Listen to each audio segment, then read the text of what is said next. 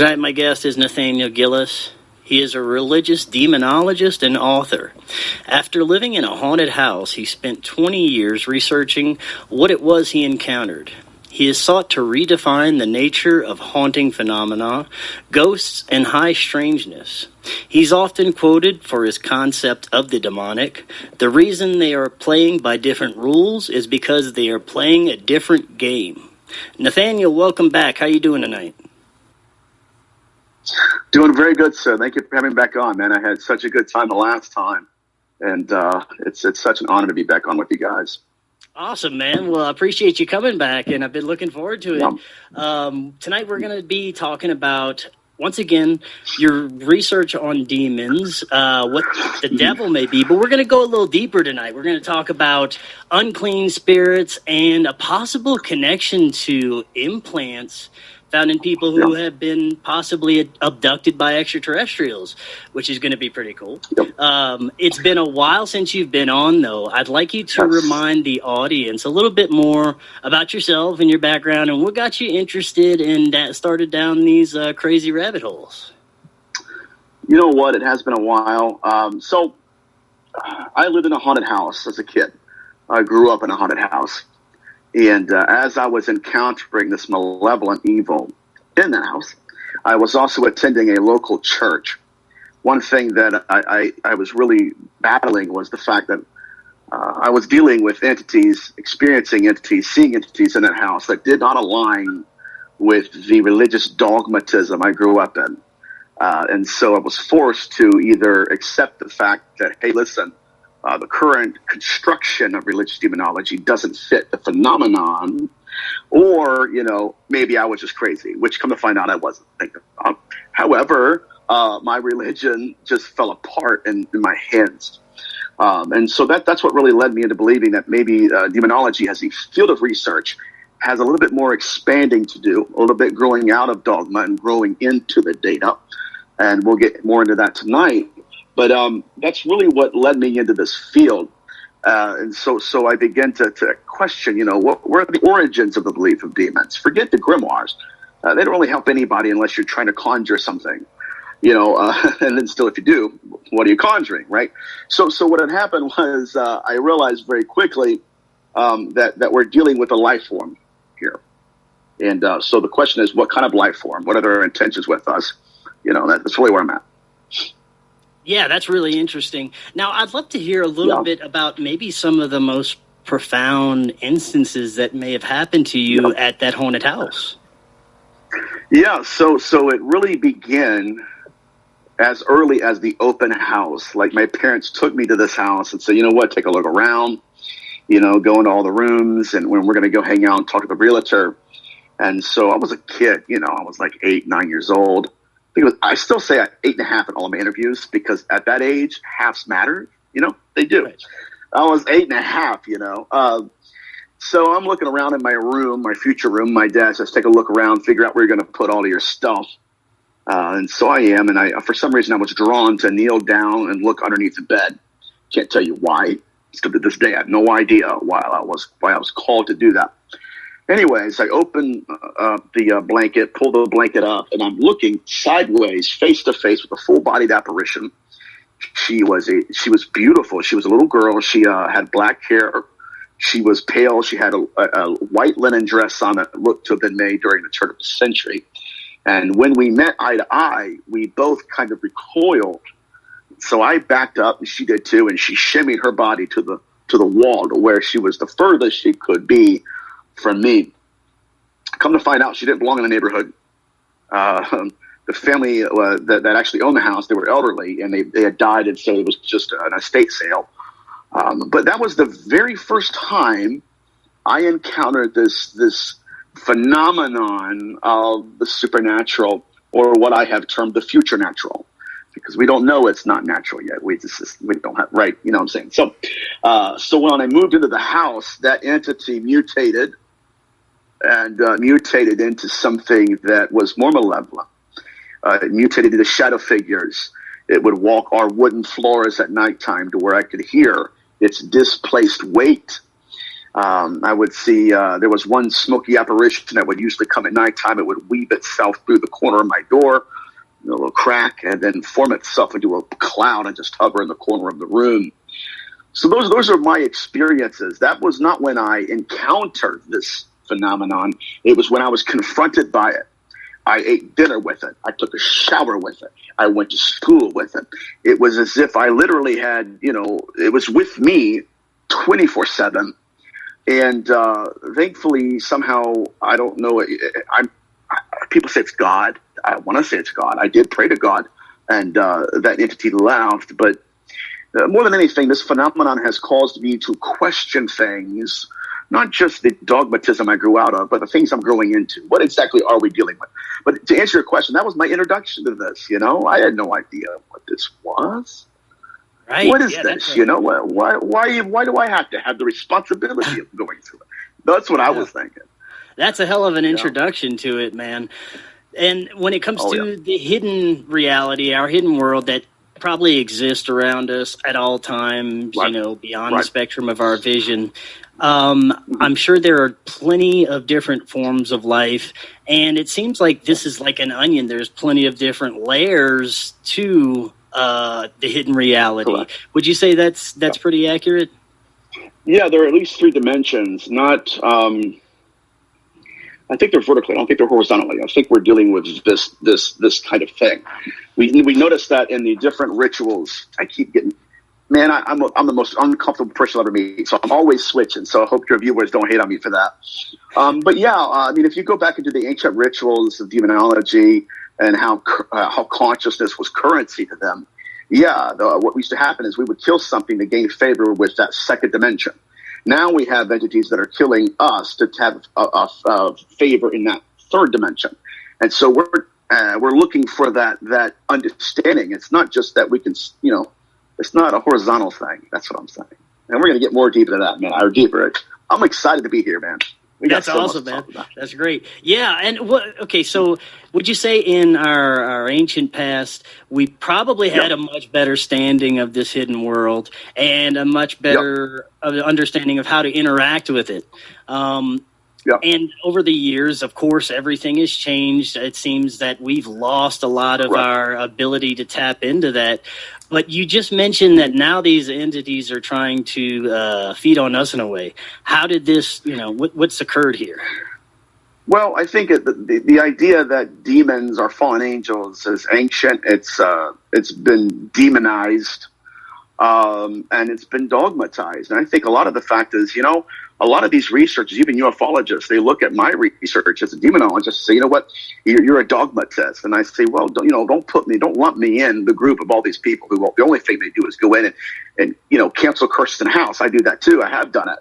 But my research is more expensive than that. And so even me and my publicist, we're trying to figure out where I fit in this, because it's like, I'm not just a demonologist, but whatever.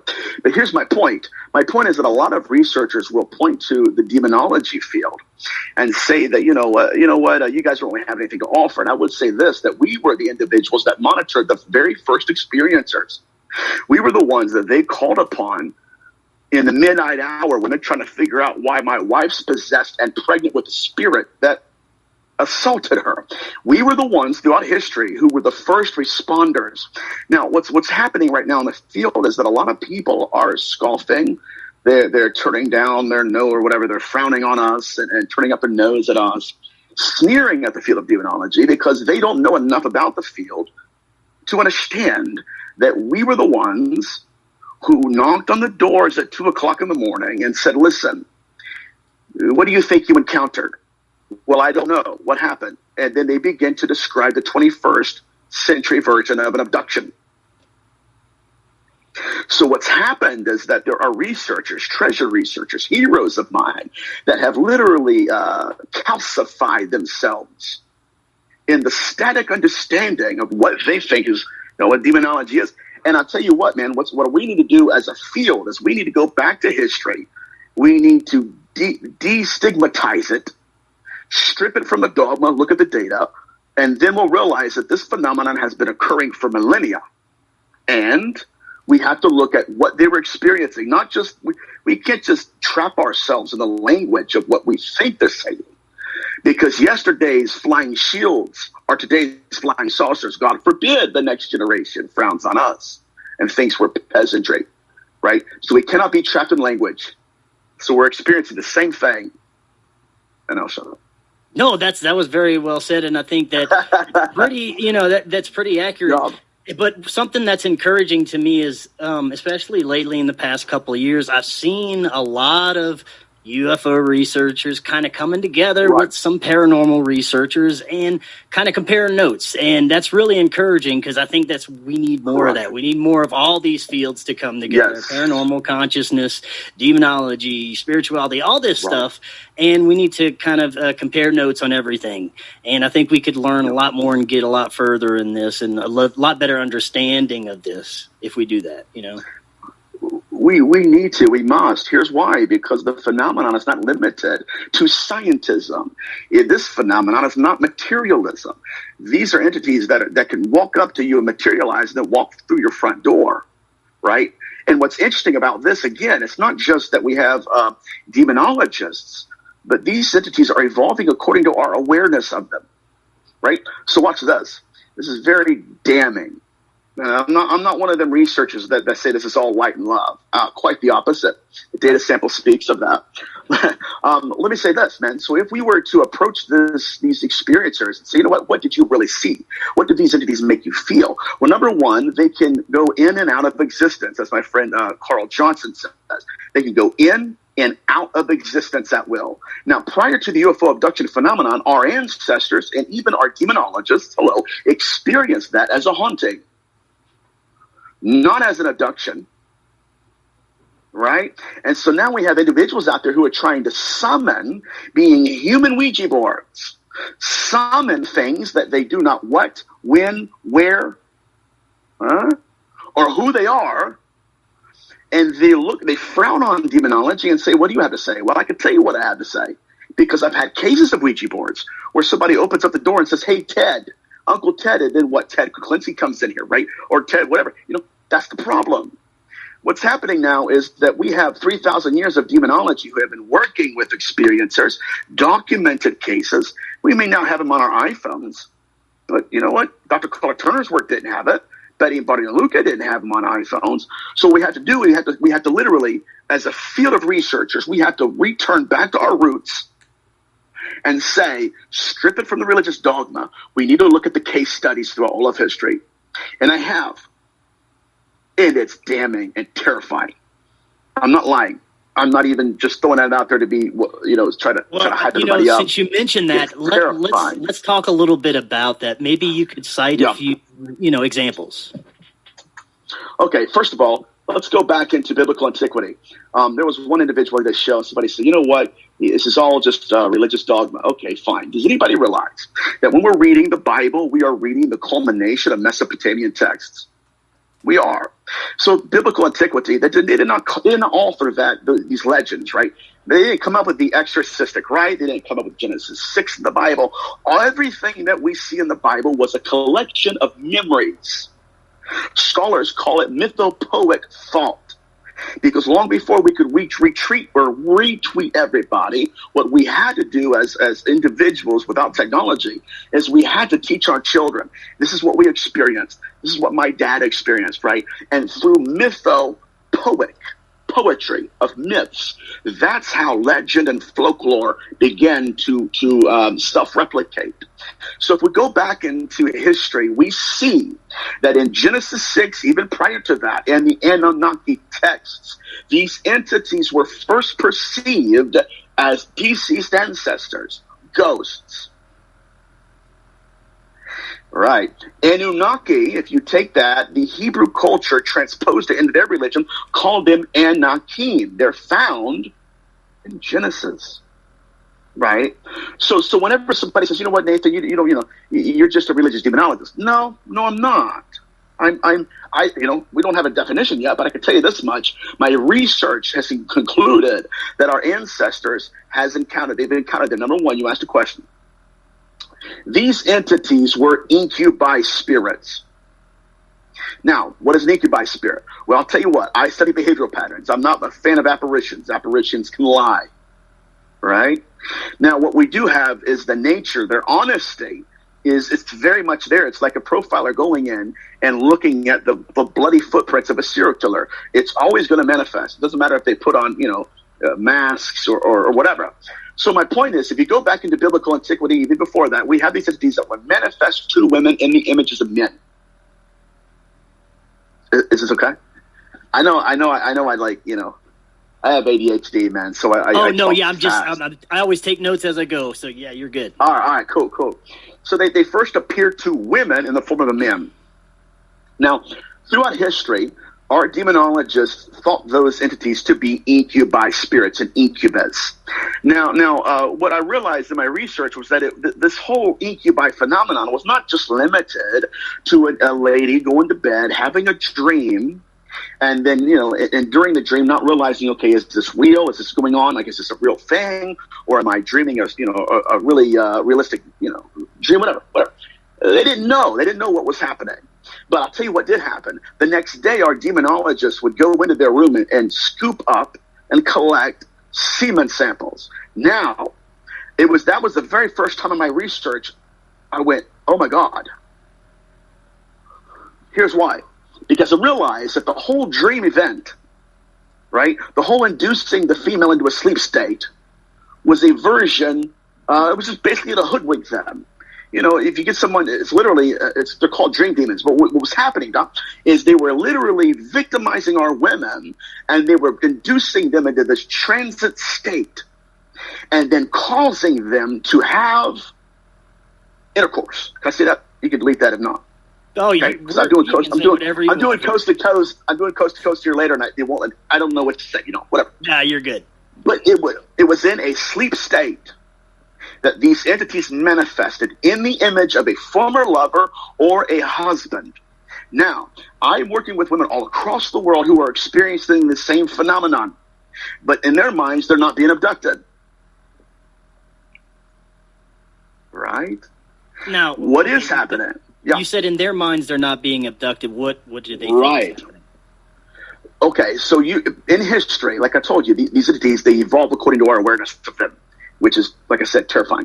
But in history, our ancestors, they view these entities as dream demons. Like I said, take off the dogma, forget demon, let's talk about dreams for a fleeting moment. What would happen is you would have an individual who would go to bed at night, and these entities would arrive when they were asleep, and they would wait until their soul left their body. And then they would begin to manipulate the consciousness of the victim. Now, again, at that particular time, a demonologist would say, you know what, that's just a spiritual attack. Hail Mary, whatever, blah, blah, blah, blah, holy water. But that was not these entities' intention. Their intention was not just to attack our women. Their intention was to impregnate them. And what they were doing is they were manifesting according to the belief of these victims. Right. I have a woman that I've been working with. She's from India. She's about 36 years old. She has had 8 different partners in her life. She first got a hold of me, because you guys know how many shows I've done. So what happens is there are a lot of people that get a hold of me and they say, you know what, I don't have any advocacy. There's no research that's talking about this the way you are, so they reach out to me. She's had this entity, one incubi spirit, that has manifested to her as all 8 lovers. Now, ancient demonology, we knew this was happening far before ufologists did. And we had to wrestle with the fact, did these entities, were they doing these acts because they were, excited? Were they passionate? Were they lusting after our women? We in history had to ask these very profound philosophical questions. Now that the data sample is stretched itself through history long enough, we know for sure they're not attacking our women because they think they're all hot. They're using the trauma of our women to step back into our dimension. They're trying to self-replicate by impregnating our women. And then that is the entire UFO abduction phenomenon. Okay, so now if we're going to, this, I do think that this is all part of kind of like the same paranormal soup in a way. Right. I want It to is. establish for people Yep. what demons are basically, and what the difference is between a demon, unclean spirit, and something else that may be not of this world, but may be able to Right. interact with us. What are these entities, I guess, historically? And then we can go into how they kind of morphed into what could possibly be extraterrestrials today, you know? Perfect. So what happened was in Levant, the cradle of civilization, there was a period of history where consciousness, disincarnate consciousness, began to interact with humanity. And during that time, we have our ancestors not understanding it. They didn't quite grasp it. A lot of times they were being haunted. You know, they would have somebody that would die in a house, and that individual's consciousness would stain it. And so we would have ancient references to haunted houses. And that even bled into Genesis when Yahweh says to Cain, he says, listen, your son, or your brother, rather, he said, your brother's blood cries out from the ground. Why? It's consciousness. And so what we have throughout history is we have a belief system that demonized consciousness. They began to call ghosts horns and hooves. They didn't understand it. They had no grasp of the afterlife. They didn't have the knowledge of we do today through mediumship to that degree. But even during that entire synopsis of history, we have manifestations of this phenomenon occurring. And abductions, even abductions and succubi spirits, which is the female, accosting a man, and incubi. We have these manifestations occurring. And so what our ancestors did, to the best of their ability, they described the event, and then they applied agency to it.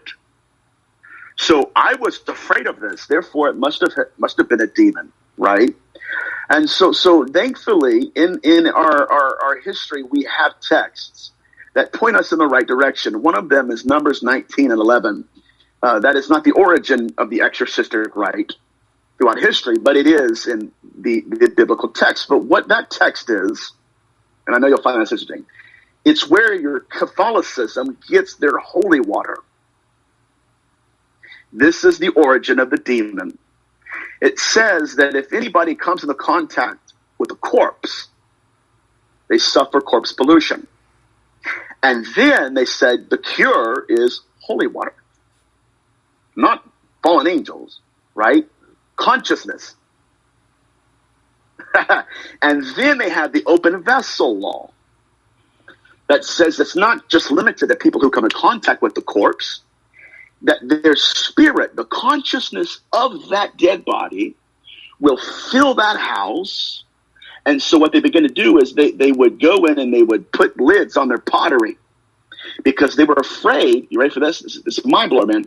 They were afraid that their vessels of food would become possessed, would become full of that corpse pollution. And then that evolved into, guess what? A human being possessed and being commandeered, right, by that consciousness. And so then what's the next step? Well, now we have to perform that ritual, right? Holy water. So what is a demon? A demon is disincarnate consciousness. Right? Right. It's very interesting. Yeah. It is very interesting, especially when you look at how consciousness is connected to everything, I believe. And even, trees and grass and even inanimate objects, I believe, have a level of consciousness. So if you look at these things as disincarnate consciousness, it kind of makes sense when you look at possession. Well, it really makes sense when you look at possession, but also the way that this phenomenon has adapted to people's consciousness over history, and the phenomenon has changed. And even UFOs, we have different types of UFOs now than people saw in the past. Correct. So that makes a lot of sense. It's very interesting. It's quite concerning because if they're evolving according to our awareness of them, then we fall into the category of asking, are they doing this for our benefit or for theirs? Now, classically speaking, if we're going to look at the incubi phenomenon, which is their behavioral pattern, that's what they've been doing the entire time. it's not just their apparitions. They can appear to us as a gray, as what is it, a mantid, all of these different manifestations. But at the end of the day, they're translucent, which is Chris Bledsoe tells us that. But here's what we have to look at. Again, are they doing this for our benefit or theirs? Well, that moves the entire argument to morality. Are they immoral? And then, and are ufologists? Or, they're wrestling with these ancient questions. And I love it because these entities, if anything, they're pushing the materialists into the corner of, hey, let's talk about religion for a second. Right? It's like, dang it. I hate when that happens. I'm not saying religion has all the answers, but hey, at least if all we have is all the questions, hey, man. No. So here's what's happened. Okay, what is their morality? We cannot base whether or not they're a threat to us on their morality. Picture this. Let's talk about, let's talk about Jeffrey Dahmer and say, hey, listen, is Dahmer a threat? Well, we don't know. We don't know his morality. Doesn't matter. Right? Right? He's victimizing people. Well, we don't know if he's doing it for our benefit. It doesn't matter. He's killing people. Right? And so what happens is we have a lot of non-thinkers who, and that's, oh, Lord, I'm going to get crucified for that. But what's happening is we have individuals who they're trying to rationalize this phenomenon, and they're trying to punish religion for our thoughts. And listen, I'm a huge Hitchens fan. I'm a huge Linux fan. I've studied this all my life. But what they're doing to us is something wholly different. Wholly different. Betty Luca, her husband watched as her soul was peeled out of her body. Is that a threat? Okay, now let me, since we're talking about this in this way, we've had different researchers talk about different ET races with different intentions. Oh, yeah. Some of them are love and light, and they want to save the planet, and they're for humanity's benefit. Some of them are evil or reptilians, like you said, the Mantis beings, or these. And there's a galactic war going on, and they're fighting over humanity. So if we're looking at it in that way, are there? If we're looking at them as demons or spirits, just incarnate entities, can they have different intentions towards humans? Can some be benevolent? They can. And again, we're going to fall into a lot of older researchers. Dr. Carla Turner that got us. Dr. Carla Turner's work, she speaks of these entities based upon her interactions with abductees. One thing she says that we know that most, if not all, or some, whatever, just say some, of these entities are constant liars. Now, what's fascinating about this is the only reason she didn't say all is because nobody can say there's no more other entities out there, right? We can't just say, we'll love them all, right? That's the only reason why she didn't. It's not that the data sample didn't say that they're not liars, right? What the data sample says is they are. But what she was saying is, listen, I no one individual can say that there's no other entities out there that all of them are liars. Now let's look at the data sample. Number one, every abduction, usually every abduction includes introducing us to a world that doesn't feel like we belong, in terms of like, this is ours, this is where we are, and then we are abducted, and now we're supposed to understand it all. That's number one. Number two, we're going to fall into the category of healings. Why are they healing us if they're such a big threat, right? Well, I'm telling you what, if you want to heal us. Teach us how to heal. Don't just heal us and send us off like a sheep led to the slaughter as prophets. So what does that tell us? They're not trying to heal us for our benefit. They're healing us for theirs. Number one. Number two, when you have a sick, like a cattle, that was Dr. Carla Turner's hypothesis. They're treating us like cattle. I believe that. But just because we don't go out and kill all cattle doesn't mean we're not a threat. Just because we have a sick cow and we nurture it back to health doesn't mean we're not a threat. We'll go kill its cousin and heal him, right? And that's the breeder aspect of it. But when we're dealing with these researchers, we need to understand that these entities can create our memory. Not just manifest according to what we would believe they are. I mean, let's look at history. We have entities that would manifest as lovers. First of all, how did they know what our lovers looked like? Number one. Number two, even, okay, we have virgins that are being manifested too. They've never had intercourse with a man, and yet these entities, they say these entities will manifest to them according to who someone they would have intercourse with. How did they know that? Right? That is the intellectual interface that they're, manifesting as. And so they're not giving us our memories alone. They're giving some of their memories to us too. And so when we're dealing with the threat narrative, we need to realize that at any time they can pull our consciousness out of our bodies. Let's place it into context. If your neighbor took your 10-year-old out of its room at night, how do they have to go on? Is that a threat? What if it came back with a good haircut? Right? This is how silly it is. Yeah. Well, what if it came back with better credit? Like, let's say it took your 18-year-old kid out, right? They don't have good credit. I'm just whatever. And it comes back miraculously with better credit. Is it a threat? It is, because it did not ask your permission. And you don't even remember half the time what they did.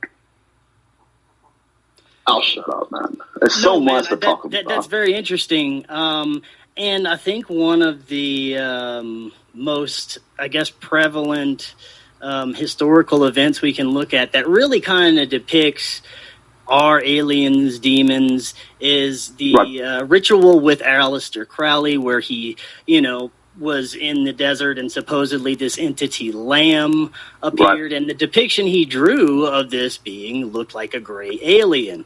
Correct. You can go back to that as like one of the earlier kind of comparisons to this occultism and ufology, Right. You're exactly right. Now, here's the question of the hour. Are they approaching us first as demons and then literally letting us, because they never corrected us. They say, you know what? I'm not a demon. Never happened.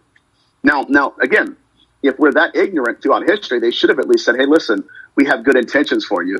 Don't demonize us. We're doing our best to help you. They're not doing that. Even with Chris Bledsoe's case, they'll manifest it and let you believe what you want to believe.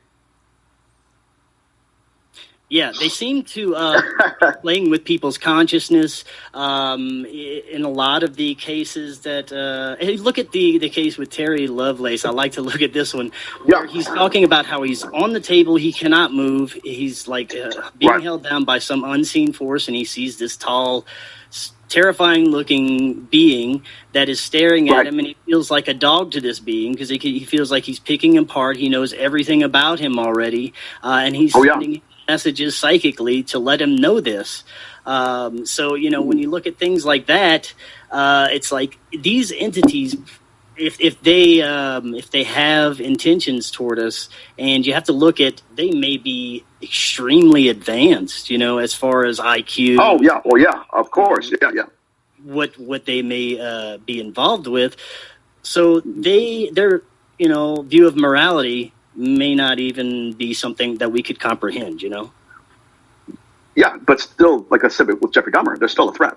That's really where the crux of the argument is at this moment. But with respect to what they can do, I mean, oh my God, dude, we're talking about a species that can keep the body alive and pluck the soul out. Betty Luca was abducted. She's seeing her abduction. Her eyes are in the bed. She remembers the abduction. Her brain's in the bed. She's seeing and feeling everything. Her whole body's in bed. Now, her husband, Bob, watched her soul be peeled out. Now, here's an age-old question. Why is it that we have cases of people walking through walls during the abduction, right? Maybe I was asleep one night, or I was pouring me a drink and watching Frasier one night. Next thing I know, my world stopped and I'm being pulled out of my body. Or some people don't remember it as that. They just think that their physical body is walking through a wall. I don't think that's happening at all. I think they're separating consciousness from the body. Now, here's why I say that, because this gets very deep. And, oh my God, I was working with an individual whose father was a remote viewer. And his father would leave his body, he would come back into his body and give readings to famous politicians, celebrities in the city. One day, his father, when he got back into his body, he said his father stumbled down the stairs, white as a ghost, screaming, inconsolable, has a coronary, goes to the hospital. And he says when they get to the hospital, they're opening, they're taking his clothes off, helping him put his robe on and stuff. And they said, with our eyes, we see on his chest religious amulets, just like simultaneously in real time, just being carved into his chest. Now I have pictures of it. They're not using amulets like we are. There were Egyptian hieroglyphs, there was the Star of David, and there was a cross. So forget demonology. We have no idea what they're doing. We go into houses with crosses. It's exclusive to our religious system. They're using their own systematic religion of amulets against us, and we're ignorant of that too. My point is this. It did not manifest on his skin until his soul got back into his body. And Betty Luca's husband noticed as his wife is laying in bed that when her soul got back into her body began to manifest a skin condition. See where I'm going? It began to manifest scoop marks, right? What are they doing? What's happening to the soul is manifesting on the skin. That's also why Ian Stevenson's work in the afterlife is so vital here, guys. We have individuals that were 5 or 6 years old who says, listen, I was killed. What happened to you? I was shot in the neck. They'd have a birthmark. Why? Because it affected their soul. And when their soul got back into their body, it manifested on the skin. It's very interesting. But we need to realize that these guys have an apocalyptic knowledge of us. Forget Jeffrey Dahmer. They torture the body. These entities almost are torturing the soul to the point that they've literally told abductees. Do you remember when you stepped into the room and you split into two? Dr. Carla Turner had an abductee who, when she was not cooperating, because they're not a threat or anything, when she wasn't cooperating, they literally told her, if you don't do what we're going to tell you to do, we're going to kill you. And they pointed to her body. This is key. If you don't hear anything I'm saying before, if you say I'm too fat, if you say I have, whatever, words out, I don't care. Y'all need to hear what I'm about to say. They told her, we will replace your body, and nobody in your family will know you're gone. Now, here's the question. Whose consciousness are they going to put in that body?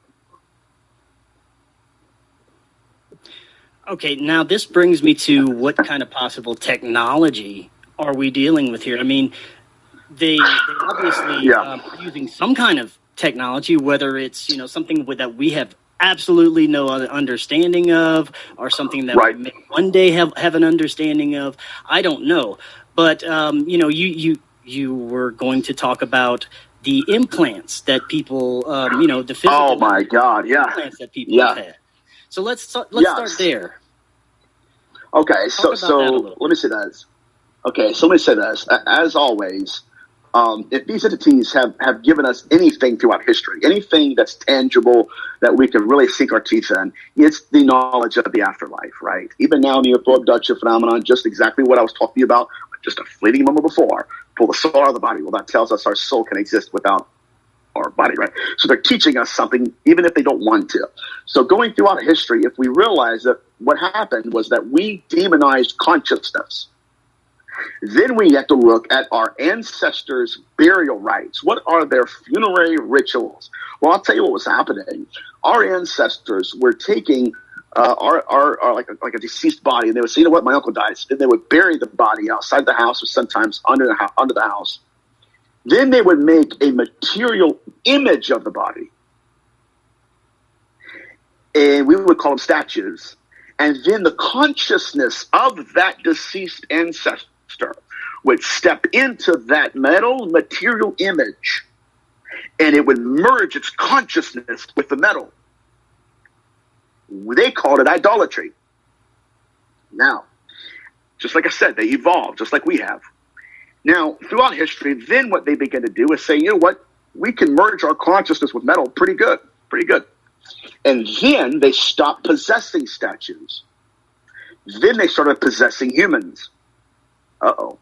Matter of fact, they started possessing dead people. There's what's in history is called the teraphim. That it was when a necromancer, which I believe these entities are, and I can prove that in a little bit. Now, I don't know if we have enough time. I know I've been rambling for a while. Are you But good? what would happen is that these necromancers would go and dig up a recently deceased person. These are your first vampires, by the way. And then they would take the body, put it in their wall. They would take a small piece of metal. Hello, implant. They would carve the name of an unclean spirit on that metal and place it inside that cadaver's body. And the consciousness of that demon would then merge itself with that implant and possess that body. That is the introduction. Again, this is all about the afterlife. And I think that it's quite evident. But that is the implant nature. It's not just them monitoring us through our eyes. It's very interesting. Matter of fact, I have a book here in my library. It's Beyond UFOs. And one case study is talking about a 10-year-old who's getting ready for bed. And he says, all of a sudden, out of nowhere, he begins seeing through someone else's eyes. As the ship is approaching his house from the west, he's seeing them in his eyes approach the house. Now, if he's seeing through their eyes, who's seeing through his? Right? Again, he had an implant. Again, what we need to be looking at is this. We're not using Google Maps here. They're turning on our unified field of consciousness. Unified stream of consciousness is saying, oh, not where he is. That's where I am now. And that is truly terrifying because we have no idea what kind of technology that is. Man, this is really interesting. And, you know, I've known consciousness is just key to everything. Yeah. So this makes it very compelling. What are your thoughts on some of the cases where people have met hybrid children or have had DNA samples taken, sperm, eggs, things of this nature? Okay, so that goes back into ancient demonology. You know, what was the incubus doing? You know, why was he trying to impregnate our women? What was the whole purpose of that? So here's what's I think has been happening.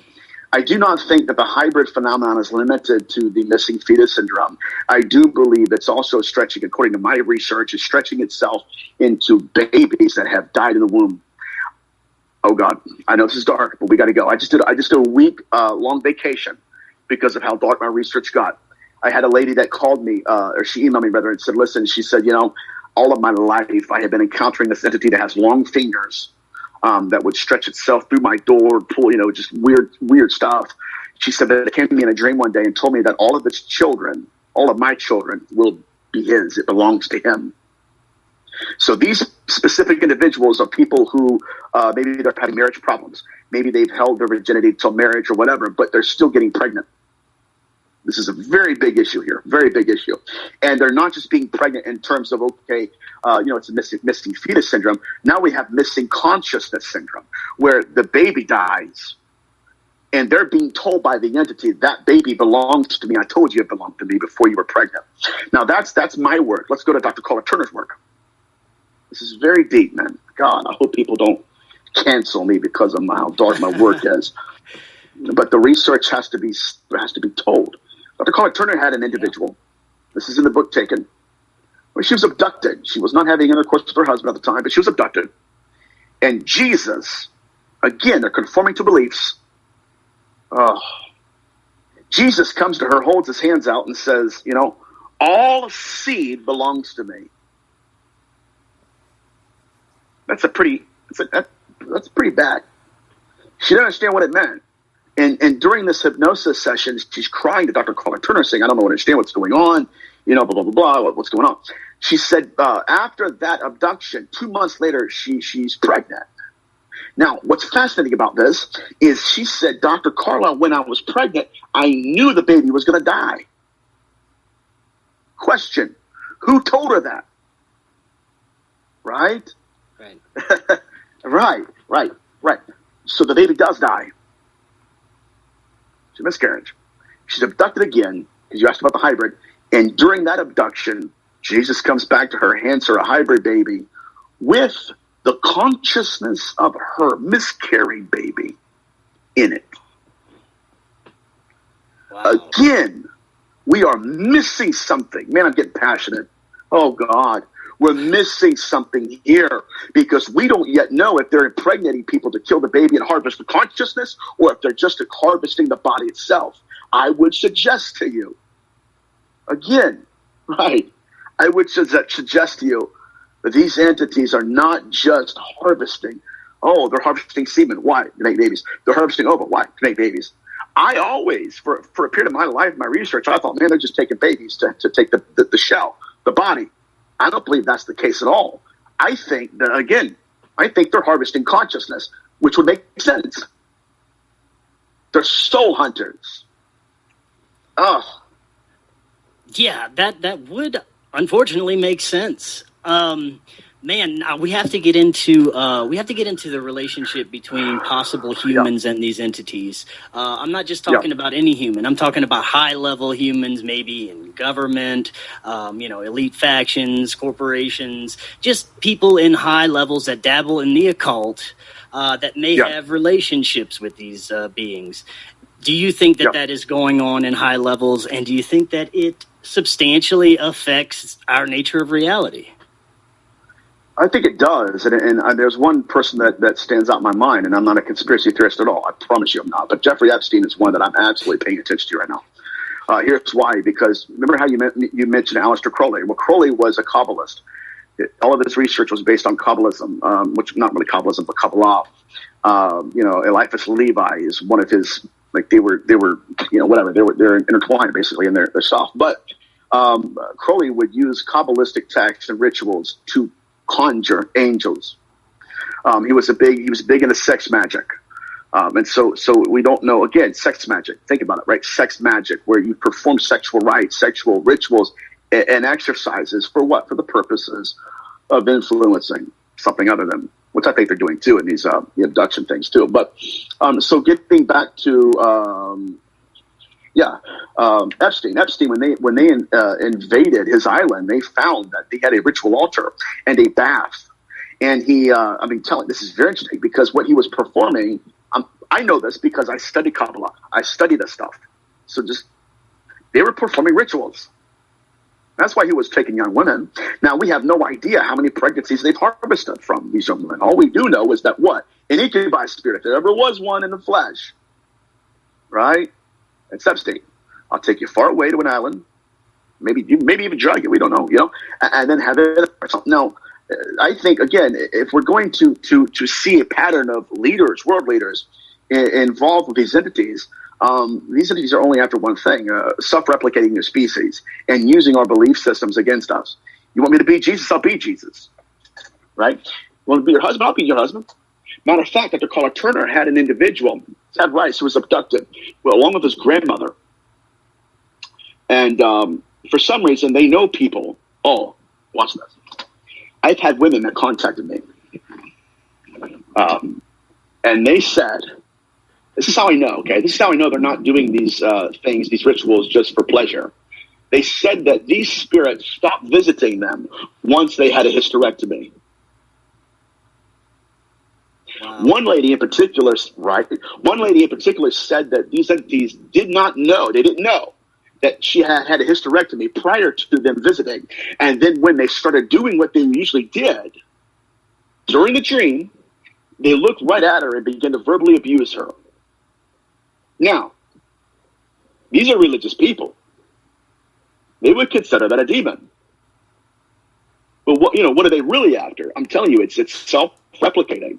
I think that throughout history, I think what they've been doing is they've been killing babies and placing consciousness in them, and that is the hybridization program. It's not and I love David Jacobs. It's not just okay, I'm going to merge DNA. No, I'll give you the easier way. If we had that kind of technology, why not just kill somebody and then step into their body? We would call that possession. They would call that pregnancy. That's interesting. And man, I know you said you're not, big into conspiracy, but last year a lot of conspiracy became reality. And there's a lot of high-level people on that Epstein log that has been to that island. Oh, God, yeah. So, that's something that I think people need to take a look at, too. There's a lot of people probably involved in this, A lot of compromise, which I'm a big fan of researching Epstein's origin. I mean, Robert Maxwell, if you go to Robert Maxwell's history, it very much does sound like Maxwell, before he died, gave all of his money to Epstein. And what happened was Maxwell had a secretary that was every bit as close to Maxwell as Ghislaine was to Epstein. It's creepy. It is creepy. But I do believe that he plays a role in this. But what we have to realize, guys, is when we're dealing with people like Epstein, Aleister Crowley, we're dealing with people who are knowledgeable about rules we don't know exist. They're pulling on levels and manipulating things and opening doors we didn't know were there. Yeah, that is very. Does that make sense? And so it's very troubling. It is. You know what else is troubling to me is the UFO disclosure in the news, in the mainstream, coming out from the government, coming out from the Pentagon. Mm-hmm. It makes me wonder, first of all, how much do they know? Because I know for a fact that we have reverse engineered craft. I've spoken to some high level individuals, and that's, pretty much undeniable now. So what is our relationship with these beings at these high levels if we can get reverse engineered craft, and why are they disclosing UFOs and ETs now at this point in time with all this other craziness going on? It's just, it's very odd to me, and of course I don't trust it at all. I was wondering what your thoughts are on it. Well, I think there's a researcher out there that nobody's paying attention to this individual. He was mainstream due to his work with cattle mutilations. He was the very first researcher on site at the Skinwalker Ranch. His name is Chris O'Brien. Right. Chris O'Brien worked with Ray Sanford. Ray Sanford is, in my view, he's the most knowledgeable in terms of witnessing these things. He has them on camera. I haven't seen the videos yet. I do have my brother seen it. My brother made a website for them. He's seen it, and so these guys, they created a web of cameras in the Utah Basin, and some of their footage is better than. I mean, I've seen a couple of videos. It's better than what is it? TTSA. All them, the other groups. Now, one thing we have to know for sure is that I don't think our government has any idea what they are. Now, Steve Mera, which is a hero of mine, Steve Mera told me that these entities, according to the United Kingdom government, the British government, they're demons. Now, it's not because that, again, let's say this. We have ufologists that, frown on that and say, well, you know what? These people in our own government say they're demons, and they may not know what we know. I think that's very arrogant, and that's going to assume that these upper level people, are biblically literate. What if they're not? And what if they still think they're demons, right? What if they're not approaching this as, okay, we're dogmatists, and they're saying, holy smokes, we don't know what this is. Steve Mera believes that. Steve Mera has worked in the ghost field, paranormal field for his whole life. And even he told me, he said, their technology, if we can call it that, is wholly other. It's completely foreign to us. And I'll tell you what, there's nothing more alien to the human race than the afterlife. Period. That's where I stand on disclosure. Well said. Yeah. I mean, that's very well said. We live in fascinating times with that, with everything going on right now. Yeah. Now, I do want to talk about the big demon, the devil. But there's so many. You got Satan, devil, Beelzebub. Yeah. I mean, throughout history, this has changed, and I think that even now, people have no idea what the devil is, what Satan is. Yep. So in your research, what are the differences, and are these the same being? Could they be, or is it just completely different? Okay, I think that what we have been calling a devil has devils. We need to realize that they're a species. Now, if they're a species that's self-replicated, then it has to be the first. Right? That's just logic. But if we go back to biblical text, the scripture in the Old Testament talking about Lucifer, it's the same language that's being used, talking about Lucifer, is being used about the king, one of the Babylonian king. So I do not believe Lucifer was an actual being that fell. I think that I have Hebrew scholars I talk to all the time. I grew up in Hebrew theology, and so that's just common knowledge throughout your rabbinical texts. Now, speaking of Satan or Hasatan in Hebrew theology, he's a species. People are going to say, well, what about Job? Okay, what about Psalms 109 and 6? Psalms 109:6 is a possession text, which also is about disincarnate spirits possessing a man. And David says, place a Satan at his side. And so what happened throughout history is we would look at Satan, and the translation was adversary, something that works against you. It was a being, but he wasn't the only being. And so, you know what I mean? So again, there's a multiplicity of these. It's a species, to answer your question. But again, I do believe that just like with that species of Satan, with the text of Lucifer, what were they doing? They were demonizing consciousness. What was Lucifer supposed to be? A fallen angel. How do angels fall? No, if you fell, you're not an angel. And if you didn't fall, right? So what are they trying to say? What happened is, if you go back into the fertile soil of the Levant, Mesopotamia, we see that the Hebrew word malachim meant ghost prior to becoming angel or messenger in the Hebrew culture. Hence why in the New Testament, when Peter's family thought Peter had died, they thought his apparitions knocked on the door. They said, well, that must be Peter's angel. Huh. What? That's not an angel. No, what they were trying to say is this, that must be Peter's ghost. This is why we have a connection. When Paul would be like, there were people that would bow down to Paul, and Paul would use a common phrase. It's a thematic element you witness all throughout the New Testament. Paul would say, do not bow down to me, stand up, for I am too a servant. I am a man like you. That's why John the Revelator, when he's on Patmos, boom, I'm getting excited, man. This is my origin, man. You asked me some deep questions. And the angel, and he bowed down to the angel. And the Revelator, and looking at the angel says, stand up. Why? Because I too am a fellow servant. I too am a man. Right? Again, we're dealing with disincarnate entities here. Okay, so let's get your take on angel. We got to go the other direction now. Yep. What do you think? Are these directly from Source or God creations? And are they benevolent? What are your thoughts on angels? Angels. Well, I mean, anybody could be a messenger, right? Anybody could be a messenger of a good thing. So what happened throughout history is we would have a messenger come to us. They would tell us a good thing. Matter of fact, it could have been an apparition of my dear Aunt Edna. They would consider that an angel, right?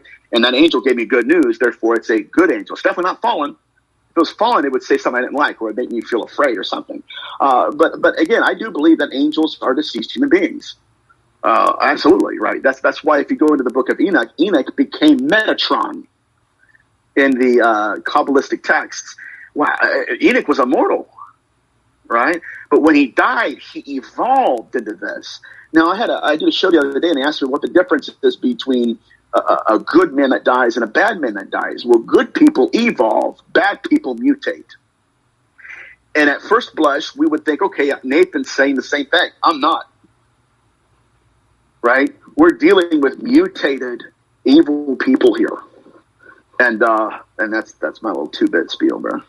No, that's very interesting. You know, if once we're ready to move on from this existence, once we die, if we've led the right life, we can evolve and move on to something better. That would actually be pretty cool, pretty amazing. But man, Nathaniel, there has been so much interesting stuff that we talked about tonight. We're going to have you back on and go even deeper. Now, before you head out, tell us a little bit about your books and where we can find them, and website and all kind of stuff, all that good stuff. For sure, man. So about 2 years ago, probably about 3 years ago now, I lost a good friend to drug addiction. He was an empath. And so I wrote my very first book, A Moment Called Man, in his honor. And it's designed for empaths who are medicating the gift they're called to manifest, which is what he was doing. And it was because of that he lost his life to it. And so I wrote A Moment Called Man to help people realize that they're called to do something. And when people are called to do something, forget if you believe it's the universe or God, it doesn't matter.